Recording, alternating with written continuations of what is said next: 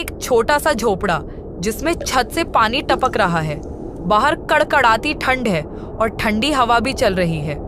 झोपड़ी के अंदर एक गरीब परिवार रामू और उसकी पत्नी और 2 बच्चे कांप रहे हैं। रामू की पत्नी लक्ष्मी उन्हें अपनी गोद में सुलाने की कोशिश कर रही हैं। रामू चुपचाप दूर बैठा है और सोच में डूबा हुआ है। लक्ष्मी अपने आंचल में दोनों बच्चों को ढके हुए अपने बच्चों से कहती है, बेटा सोने की कोशिश करो, सब ठीक हो जाएगा। पापा, क्या हमारे पास और कंबल नहीं? नहीं बेटा, लेकिन मैं कल कुछ लेकर आऊंगा, बस तुम लोग रात काट लो। रामू कंबल में सिमटे हुए उसके चेहरे पर चिंता और असमंजस साफ दिखाई दे रही है। अगली सुबह रामू अपनी पत्नी से कहता है, लक्ष्मी, मैं आज कुछ भी करके कहीं ना कहीं से काम ढूंढ लूंगा और इस ठंड से बचने के लिए एक कंबल भी लेकर आऊंगा। बच्चों की भूख और ठंड अब बर्दाश्त नहीं होती। फिर रामू एक दुकान पर काम मांगने जाता है। भाई साहब, क्या मुझे कुछ काम मिल सकता है? मुझे माफ करना, अभी हमारे पास कोई काम नहीं। यह सुनकर रामू वहां से निराश होकर दूसरी जगह चला जाता है। फिर रामू वहां जाता है जहां एक मकान बन रहा था।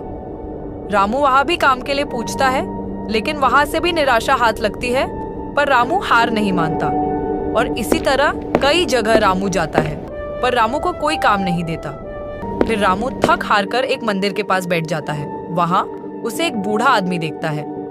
वह बूढ़ा आदमी रामू से कहता है, बेटा तुम कुछ परेशान लग रहे हो, क्या बात है?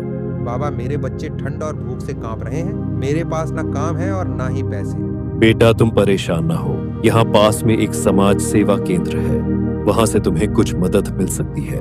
यह सुनकर रामू खुश हो जाता है और दौड़ता हुआ वहां जाता है। फिर रामू उनको अपनी सारी समस्या बताता है।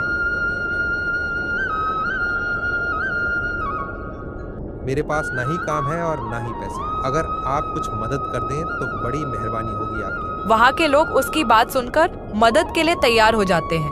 तुम परेशान ना हो, हम तुम्हारी मदद करेंगे। तुम यहाँ से कुछ कपड़े और खाना ले जा सकते हो और हम तुम्हें काम भी दिला देंगे। रामू कपड़े और कुछ खाना लेकर अपने घर के तरफ चला जाता है। रामू घर पहुँच के अपनी पत्नी को कपड़े और खाना दे देता है। ये लो कपड़े और कुछ खाना।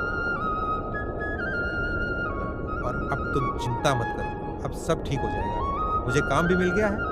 पापा, आप हमारे लिए ये सब ले आए, अब तो हमें ठंड नहीं लगेगी। भगवान भला करे उन लोगों का जिन्होंने हमारी मदद की। ठंड में गरीबों की मदद करें। आपकी छोटी सी मदद किसी की जिंदगी बदल सकती है।